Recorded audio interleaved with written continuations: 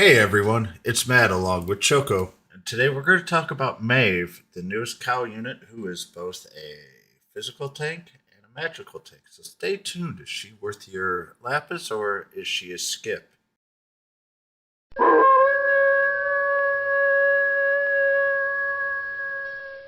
All right, first let's go ahead and talk about the vision card along with the TMR and STMR. The vision card is the defense spirit 62 plus 100. And also unlocks some abilities. The abilities are basically based off of the defense uh, overall. So they will be 40% defense spirit with hammer, level 7, 40% defense spirit with hammer. And level 10 is 20% HP defense spirit with 25% lightning, fire, wind, and earth resist for FFBE units only. I really do actually like that last bit there for the additional fire, lightning, wind, and earth resist. Usually, that is really important for some of the really tough battles overall. It's only for FFBE units, but that is the one card where the only time where maybe having two or three of those cards leveled are going to be useful. Otherwise, for most units, especially with hammer for 80% defense and spirit, uh, you're going to really only at best use it for your tank. And even so, it's still a little bit painful for a few other units as well. But it's still very solid, especially for Maeve herself. Her Trustmaster is the handcrafted garb. Activates Ethereal Finery and boosts HP 30%, boosts Earth and Dark resistance by 30%, which is you know, for a TMR, it's actually pretty good defense spirit. Armor piece. Her STMR is a hammer that gives 50 attack and 180 on both defense and spirits. It is a single weapon. It boosts equipment defense and spirit by 50% when a single weapon is equipped in both hands. This is by far the best item that we have for hammers.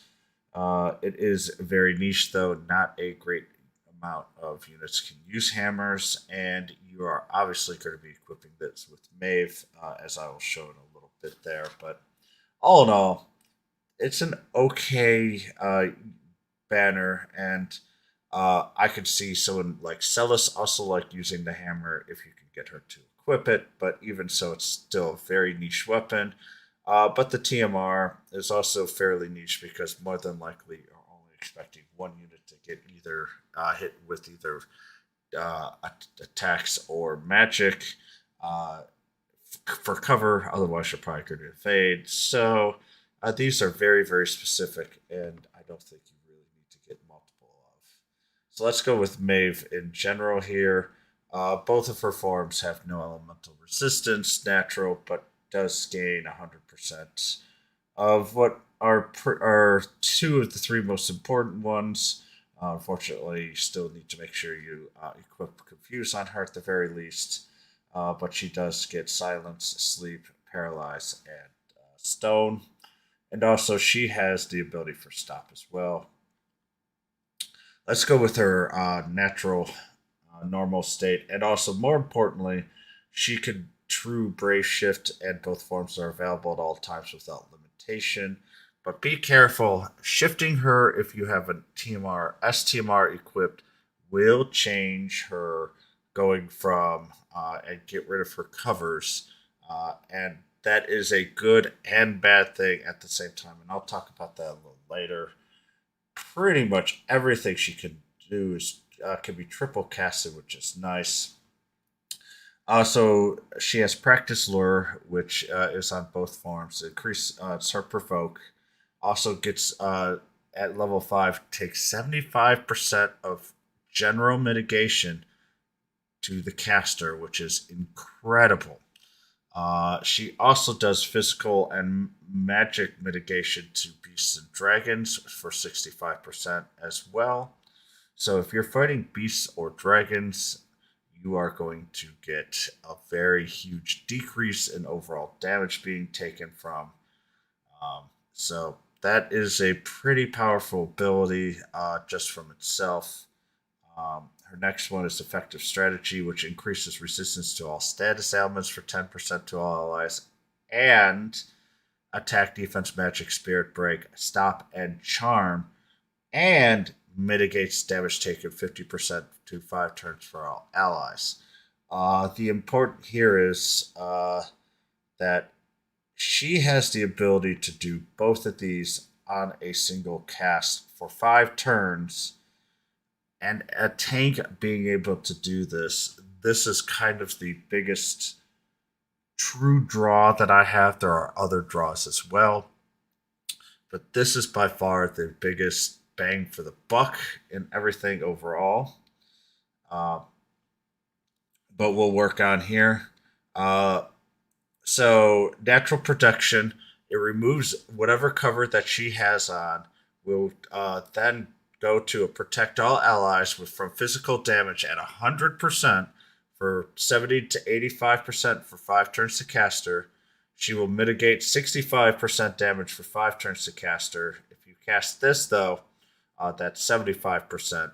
Now, if you can't have her targeted, she still can do 65%. So more than average, she'll be having 75% depending on how your turn order goes. But if she can't take the provoke, if you for some strange reason need someone else to get the provoke because of like unstoppable death or something, she could still at least get that 65%. Sorry, this is physical damage.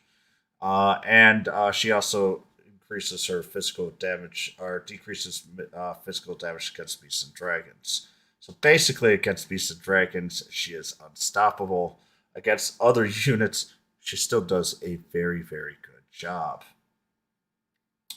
She can buff, not the highest, but 280 for 5 turns to all allies, increase earth resistance, and increase limit burst gauge fill rate. This is the big one here. And because it only does earth resistance and not a earth imbue, this can be cast at any time. This would have been very, very helpful with the previous boss battles that we had. So, as a buffer, she does a very good job. For practice swing, she can decrease hammer resistance 25% for 5 turns to one enemy, which gives her greater strength. And she could do physical damage, so she could do up to 205x for defense scaling to one enemy. Remember, this can be triple striked. And she can increase limit burst gauge for 5 turns to all allies. And it's BS. This is going to be the main attack skill that you're going to use for. This is very useful. I like the limit burst gauge 5 to all allies. If you get really, really fancy, you can, as I say, that's 15 triple cast that you can get for that. Very, very nice overall. This is also a very interesting one. She is very strong on Earth teams. Basically, it's going to be your Earth tank for overall. She can decrease Earth resistance 130% for 5 turns to all enemies. With the Feral Instinct, that is something that can be cast and kept up the entire time as long as it's not dispelled. Add Earth Element to physical attacks to all allies for those 5 turns, and increase Earth physical and magic for 30% to all allies. For here, she can also fill your morale gauge. The only thing is it can only be used once a turn, and or at least that's the way it looks like here. Haven't been able to play with her yet. If you can do it multiple times, that's really powerful. The big thing is she has the ability to help you on any which way overall. This 205 X max with defense scaling is pretty nice. And the last one here, she can increase defense 300% for 5 turns to all allies, and mitigate physical 50% to all allies. But this evade 5 physical stacks for 5 turns to all allies. True, it's only for 5-turn cooldown. but this is very, very powerful. EX2, she gains 60 LB Chris. EX3, she'll gain 500 defense static. Overall, you're going to see that she can increase her defense and spirit, single wielding any weapon, by 250% with a 100% chain modifier cap. Um, she will also increase her physical and magic damage against beasts and dragons. But biggest here, she has intrinsic 50% physical and magic evasion, which is incredibly huge. Her skills, fortunately, some of her really powerful skills can only be used in Cow Clash of Wills, and the probably I would say her weakest one is the only one that's going to be usable of with a Mirage gauge filled above 120. The below 80 and 50 are, I think, a little stronger, and it's a little unfortunate. And we need to talk about the resourceful nature real quick here. This increased resistance to stop is absolutely huge. It also gives poison, blind, confuse, and disease at 100%. So it basically gives her nearly all the important things for Ribbon. So that's really, really important. Charm and Zombie are the two things that she is not immune to. She will increase defense for this side, and it will be Spirit on the other side. And auto cast Resourceful Nature at the start of a battle, upon revival, or after Brave Shift. So let's just go here. So she will have 300% when single wielding any weapon with or without shield with her, either her armor or her hammer.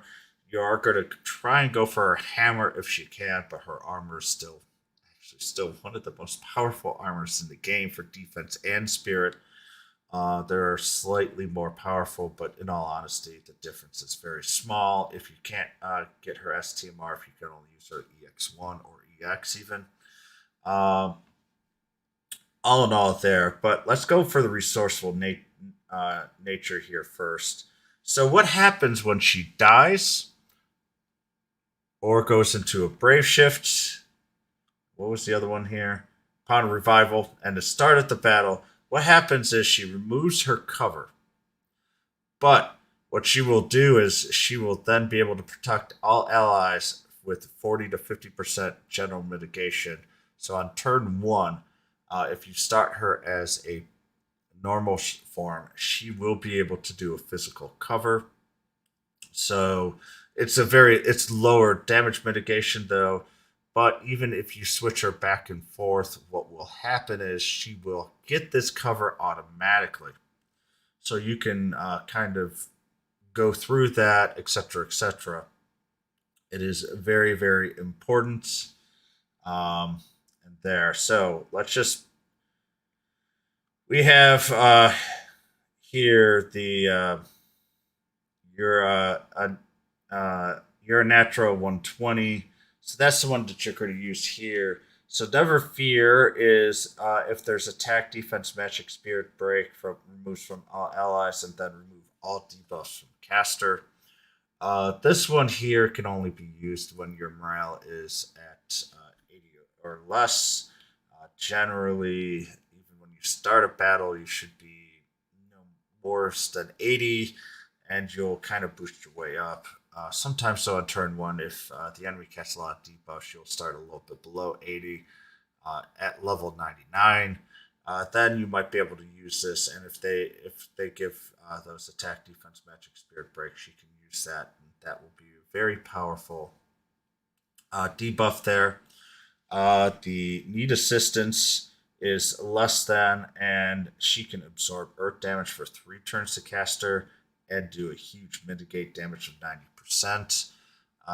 And also from any damage, she does the cover for 100% with 90% mitigation for 3 turns to caster. So if the battle's going south or at some point at part of the battle, maybe we are going to be forced to play around with the morale gauge to get down low so that she has almost no damage taken. Who knows? But it's there. Though you're a natural, though. Beast and Dragon 150%, 5 turns to all allies. And mitigate physical magic damage against that for 50% for 5 turns to all allies. This is a great skill, but it's only usable in Clash of Wills, which is a little disappointing. So she could still be used in Dark Visions, but this skill here is limited to Cow. Let's quickly go here for her Limit Burst. The damage is okay, but it's a single hit. If you go, she will actually do more damage. Triple casting here. So the triple cast here is up to 205 max with bolting strike. So you're looking at 605 or 615, sorry, max, and also it decreases hammer resistance. While here, the best that you're going to be able to do here is 320 max. There's no ignorer here. But the important part about her limit burst is not the damage. It's not the increased defense for 350% for 3 turns to allies.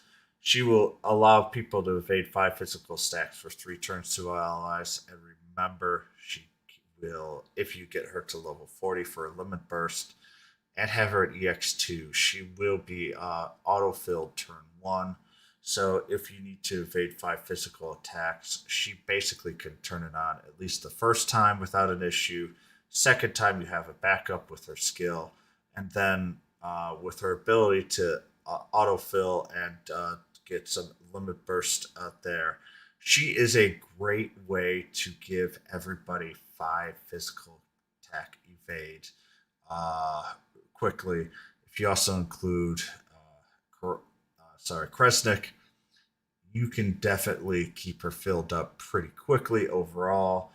This is her greatest ability is the limit burst.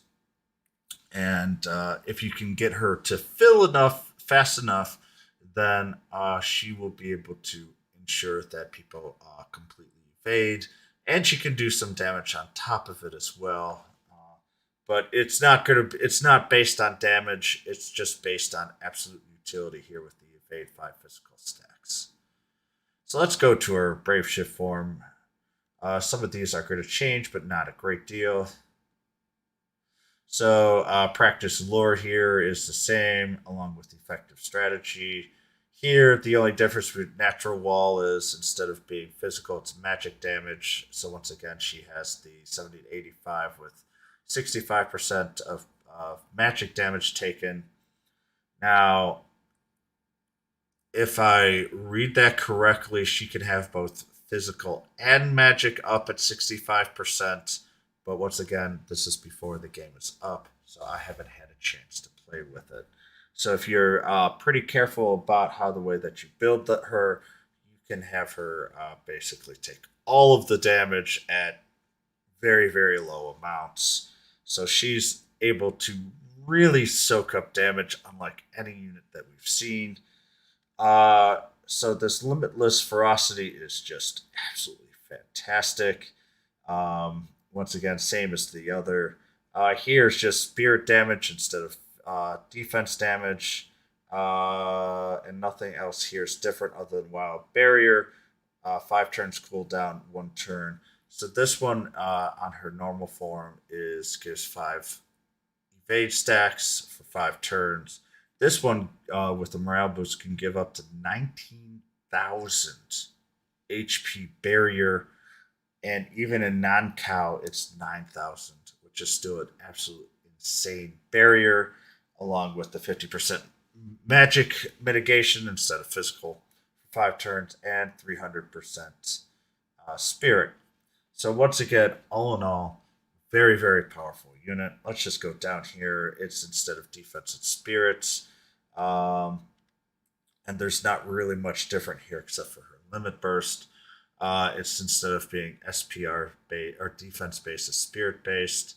Grants even a larger HP barrier. Non-cow is 15,000. In cow to up to 25,000 HP for 3 turns to all allies. Very similar to there, except it's going to be HP barrier based depending on the overall unit. And more importantly, again, with this form, she has the highest a magical evasion possible. So we can play around with that as well. Uh,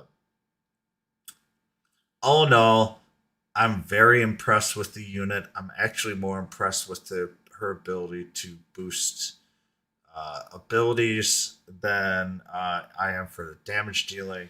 She can do damage dealing. Uh, it's not the greatest damage dealing here, especially in her spirit form. I'm hoping that this is a error, but once again, we'll go through this. Uh, on her magic form, it does look like that she can only do 240x, and her limit burst is a little bit higher here at 300. Or no, that's only 50x to all enemies, and it's earth magic damage. So her magic tank just doesn't seem to be as powerful. But once again, I don't know how high of a spirit she can get, so it's a little weird that she got that there. But she can increase her limit burst gauge, triple cast it, so that's 15 to turn to all allies. She has the very unique ability to decrease hammer resistance, which I think is just ultra niche. But that still does give her a bonus for that as well. I just don't know how many people are ever going to be using hammers. Uh, AKA, when are we getting a better lid? Gumi here. But all in all, I'm actually pretty fairly impressed. I think she is a pretty good unit overall. And with this here, I'm definitely going to be pulling for her, as I see her, unfortunately, being more powerful than my Bay Celis. For a lot of things, Celis is still going to be used for very specific. Uh, but this one is very, very good on top of it. The one thing that I do wish is that the increased magic and physical to beasts and dragons, I wish wasn't cow specific. If she had that ability, even if it was her EX3 ability, then she'd become incredibly useful all the way around. But even at EX0, she has that ability in cow, which is going to be fairly useful overall. And so I do like her. They did a decent job. They could have nailed it out of the park by shifting this to, even as I say, if it was an EX2 or EX3 ability, and being able to be used all the way around. It's nice, though, at least for Cow, that it's just EX0, so there are pluses and minuses to both on that side. But all in all, I'm pretty impressed. So I hope you guys enjoyed this early review. Please like and subscribe. And if there's any questions or comments, you can also ask me down below, or visit me while I'm online and on Twitch at twitch.tv/Madgarou. I do post on what time I plan on being up there alive. Otherwise, I'm usually just AFK, but you can always ask a question in comments, and I usually do respond fairly quickly. I hope you guys enjoy. Good luck if you are pulling for, and I will see you guys later. Peace out.